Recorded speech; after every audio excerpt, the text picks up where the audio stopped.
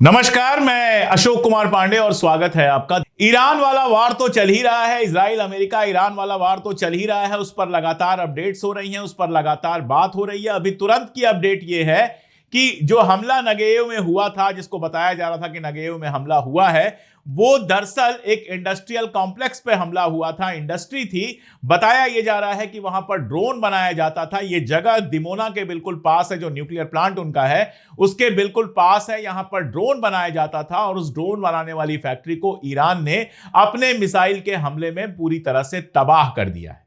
यह तो खबर है जो लगातार अपडेट हो रही है, ईरान पर बात हो रही है। लेकिन एक और लड़ाई चल रही है जिसके बारे में बात बहुत कम हो रही है, लेकिन जो है बहुत इंटरेस्टिंग और बहुत खतरनाक। और वो लड़ाई हो रही है इजराइल के नॉर्दर्न बॉर्डर पर हिजबुल्लाह के साथ।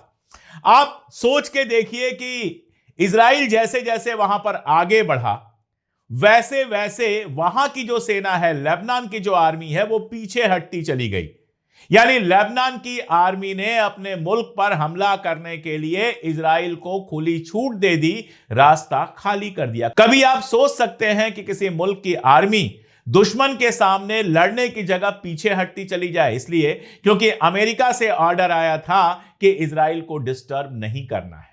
अब ऐसी आर्मी के सामने अगर लेबनान की जनता का बड़ा हिस्सा उस हिजबुल्लाह के साथ खड़ा है, जो लगातार अपने मुल्क की जमीन बचाने के लिए, अपने मुल्क का बॉर्डर बचाने के लिए लड़ रहा है, तो इसमें क्या आश्चर्य है। हिजबुल्लाह ने नाक में दम किया हुआ है इजराइल के। और यह बात कैसे समझ में आती है?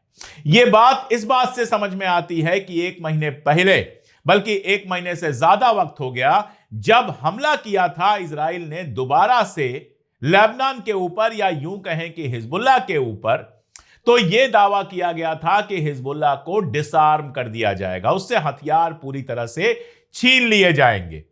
अमेरिका लगातार प्रेशर बना रहा था लेबनान की गवर्नमेंट पर, लेबनान की आर्मी पर, कि हिजबुल्लाह के हथियार छीनो, लेकिन उनके बस की बात नहीं थी। तो इजराइल गया कि हम हथियार छीन लेंगे। यह बात है तकरीबन 34-35 दिन पहले की। हम अप्रैल के पहले हफ्ते में हैं और यह समझिए आप कि एक महीने से ऊपर हो चुका है और अब इजराइल यह कह रहा है कि हिजबुल्लाह से हथियार छीनना हमारे बस की बात नहीं। हिजबुल्लाह को डिसआर्म करने की सारी प्लानिंग बकवास है, इम्प्रैक्टिकल है, यह हो ही नहीं सकता, यह मुमकिन नहीं है कि हम हिजबुल्लाह से हथियार छीन पाएं। यह कौन कह रहा है? यह मैं नहीं कह रहा, यह ईरान भी नहीं कह रहा, यह अमेरिका में बैठा कोई एक्सपर्ट भी नहीं कह रहा है, यह खुद इजरायली डिफेंस फोर्स कह रही है, इजराइल की आर्मी कह रही है। और इजराइल के अखबारों में यह खबर छप रही है, उन अखबारों में जो सरकार के बहुत करीब माने जाते हैं। जेरूसलम पोस्ट हो गया, वाईनेट न्यूज हो गया, चैनल 12 हो गया, इस तरह के अखबारों में लगातार खबर छप रही है कि इजराइल ने अपना प्लान चेंज कर दिया है। प्लान चेंज क्यों करना पड़ा? प्लान चेंज इसलिए करना पड़ा कि यह मान के चल रहे थे कि हिजबुल्लाह को हमने बेहद कमजोर कर दिया है। यह मान के चल रहे थे कि हिजबुल्लाह की मिसाइल कैपेसिटी खत्म हो चुकी है, ड्रोन्स उनके पास खत्म हो चुके हैं, अंदर से वो टूट चुके हैं। और हकीकत यही है कि पहले हिजबुल्लाह के जो एक्स हेड थे नसरुल्लाह साहब, उनकी हत्या हुई, उनको जिस तरह से शहीद किया गया, और उसके बाद जिस तरह से वो पेजर वाला मामला हुआ था जिसमें हिजबुल्लाह के कई सीनियर ऑपरेटिव्स घायल हुए थे बुरी तरह से, सच में ऐसा लग रहा था कि हिजबुल्लाह काफी टूट चुका है, हिजबुल्लाह के अंदर ताकत नहीं है। कई बार मैंने भी ये कहा था कि हिजबुल्लाह के पास कितनी ताकत बची है हम नहीं जानते, क्योंकि देखिए बाकी मुल्कों का मामला यह है कि ये मुजाहरा बहुत करते हैं, दिखाते बहुत हैं, क्योंकि इनको हथियार बेचना होता है। रेजिस्टेंस के साथ यह है कि वो दिखाता नहीं है, वो छुपाता है, जानता है दिखाएगा तो इजराइल उसके हिसाब से तैयारी करेगा या इजराइल उसके हिसाब से प्लान बनाएगा। तो लग ये रहा है कि इस पूरे वक्त में जब हिजबुल्लाह अटैक नहीं कर रहा था, इजराइल लगातार अटैक कर रहा था, उसका जवाब हिजबुल्लाह नहीं दे रहा था, तो हिजबुल्लाह अपनी पूरी तैयारी कर रहा था। और सोचिए 3-4 दिन पहले अभी एक मैसाकर हुआ है, लेकिन इंसानों का मैसाकर नहीं हुआ है, टैंक का मैसाकर हुआ है। मरकावा टैंक, जिनके बारे में कहा जाता है कि दुनिया के सबसे एडवांस टैंक है, 70 से 100 मरकावा टैंक्स को हिजबुल्लाह ने हिट किया है और पूरी तरह से बर्बाद किया है। इसके अलावा अगर आप देखेंगे तो इजराइल पर रॉकेट्स की बौछार जिस तरह से हिजबुल्लाह कर रहा है वो भी कमाल है। और हुआ क्या, चूंकि 2 जंगें एक साथ शुरू हुई, ईरान की भी जंग शुरू हुई, तो ईरान ने इनके इंटरसेप्टर मिसाइल्स लगभग खाली कर दी हैं। आप वीडियोस देख रहे हैं जिसमें मिसाइल सीधे हिट कर रही हैं और उसमें जो इनका आयरन डोम है उसको आयरन मोम बना दिया है। आयरन डोम में मिसाइल्स खत्म हो चुकी हैं, वो इंटरसेप्ट नहीं कर पा रहा है। अमेरिका से कहा जा रहा है इसको रिचार्ज कराइए, पैसा दीजिए। अमेरिका में विरोध हो रहा है, मुखालिफत हो रही है। हालांकि अमेरिका दे ही देगा, लेकिन अभी तक नहीं आया है। तो हिजबुल्लाह जो रॉकेट अटैक कर रहा है लगातार, उसको इंटरसेप्ट कर पाना इजराइल के लिए मुश्किल हो रहा है। आपको याद होगा किर्यात सिमोना के जो मेयर थे, उनका वीडियो आया था जिसमें वो बेहद गुस्से में कह रहे थे कि अगर 1 महीने ये जंग और चल गई तो नार्दर्न इलाका जो है इजराइल का, वहां पर 10 लोग भी नहीं बचेंगे। एक और मेयर का आया था जो तकरीबन रो रहा था कि हमारे लोग इतने परेशान हैं, उन्हें कोई सिक्योरिटी नहीं मिल रही है।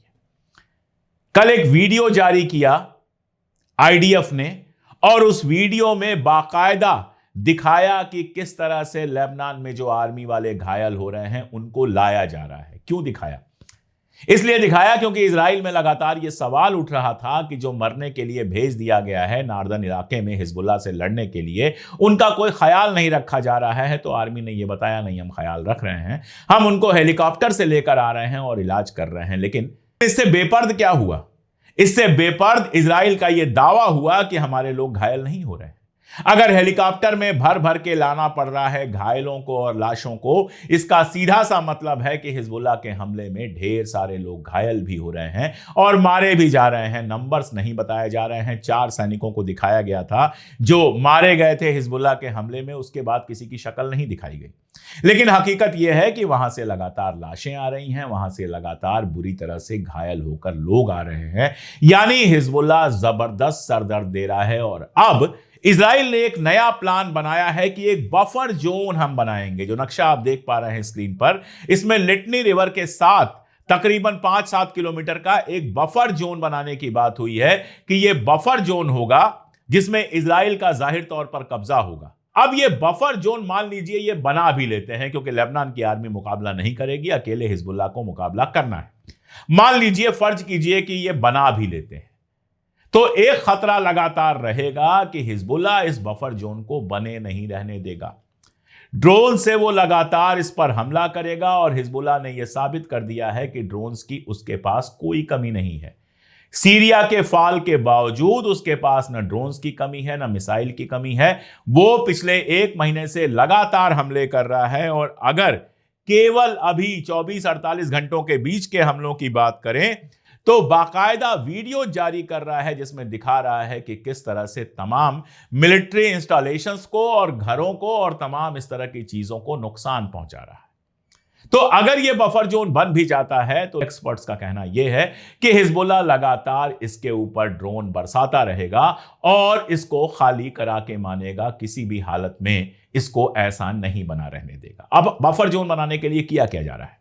बफर जोन बनाने के लिए उस इलाके में जो लोग रहते हैं साउथ लेबनान में, उनको अपने घरों से निकलने के लिए कहा जा रहा है। गांवों को साफ करने की बात की जा रही है और कहा जा रहा है कि इनको कभी वापस लौटने नहीं देंगे। यानी यह इलाका एक तरह से इजराइल परमानेंटली कब्जा करना चाहता है। जाहिर है इस कब्जे के खिलाफ लड़ाई हिजबुल्लाह लड़ेगा, यह उसका इलाका है और इजराइल के लिए उस पर कब्जा बनाए रख पाना बहुत मुश्किल काम हो जाएगा। आप सोचिए इन जंगों में इजराइल की हालत क्या हुई है कि इजराइल के रहने वाले ट्वीट कर रहे हैं कि हमारा दुश्मन न ईरान है और ना ही हमारा दुश्मन हिजबुल्लाह या लेबनान है। हमारा असल दुश्मन हमारा अपना प्राइम मिनिस्टर है, बेंजामिन नेतन्याहू है, जिसने हमें फॉरएवर वॉर, लगातार चलते रहने वाली जंग में धकेल दिया है।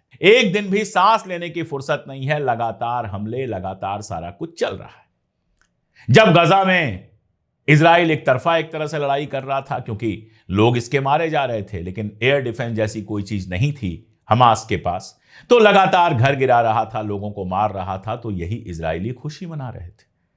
अब जब पलट कर वार हो रहा है, 2 ऐसी जगहों पर मधुमक्खी के छत्ते में हाथ डाला है जहां पलट के वार हो रहा है। ईरान रोज मिसाइलें गिरा रहा है, हिजबुल्लाह रोज रॉकेट और मिसाइलें छोड़ रहा है, ड्रोन छोड़ रहा है, घर टूट रहे हैं, मिलिट्री इंस्टॉलेशंस टूट रहे हैं, इंडस्ट्रियल यूनिट्स पर हमला हो रहा है। तब इजराइल के लिए मुश्किलात बढ़ गई हैं। तब लोगों को यह समझ में आ रहा है कि बेंजामिन नेतन्याहू उनको किस हाल में ले जा रहा है। जब जंग शुरू हुई थी तो 90% लोग जंग के समर्थन में थे, अब 50% रह गए हैं घट के। वजह आप जानते ही हैं कि जब अपने पर पड़ती है तब समझ में आता है, वरना तो जब बाहर लड़ाई चल रही है तो क्या है, आपको लगता है टीवी पर आप कोई वार देख रहे हैं, मजा कर रहे हैं, लेकिन आपके घर में जब लड़ाई पहुंच जाती है तब समझ में आता है कि असल में लड़ाई का मतलब क्या होता है। जेरूसलम पोस्ट की बात मैं अक्सर करता रहता हूं, ये इजराइल की सरकार के या ज़ायनिस्टों के बहुत करीब का अखबार है।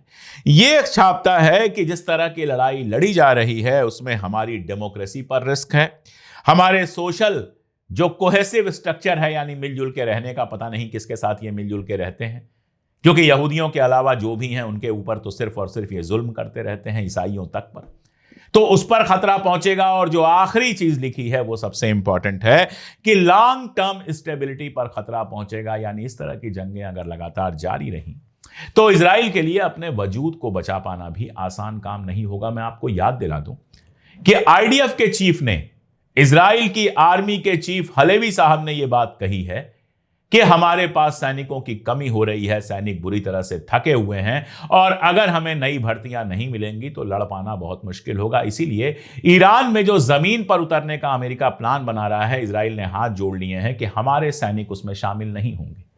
तो इस हाल में इजराइल पहुंच चुका है और हिजबुल्लाह लेबनान के बॉर्डर्स को बचाने के लिए अपनी जान लगा रहा है। यह एक ऐसी खबर है जिस पर बहुत कम बात हो रही थी, इसलिए मुझे लगा कि इस पर बात जरूर कर ली जाए। आप बताइएगा आप क्या सोचते हैं इस पूरी जंग के बारे में, कमेंट में अपनी राय जरूर दीजिएगा। मैं कोशिश करता हूं कमेंट्स पढ़ने की। जुड़े रहिए हमारे साथ, देखते रहिए हमारे वीडियोस, और अगर चैनल को सब्सक्राइब ना किया हो तो सब्सक्राइब तो जरूर कर लीजिए। आज के लिए इतना ही, बहुत शुक्रिया। मैंने यूट्यूब पोस्ट में लिखा था कि स्टैंड इन ईरान वाली टी शर्ट आप खरीद सकते हैं, तो बहुत सारे लोगों ने मुझसे पूछा था कि ये टी शर्ट कैसे खरीद सकते हैं। लिंक तो हमने वहां भी दिया था। इस टी शर्ट को जो मैंने पहनी हुई है ये अलग अलग कलर, अलग अलग साइजेस में अवेलेबल है और डिस्क्रिप्शन में हमने इसका लिंक दिया हुआ है। उस लिंक पर जाकर ये और ऐसी ढेर सारी हमारी टी शर्ट्स आप खरीद सकते हैं।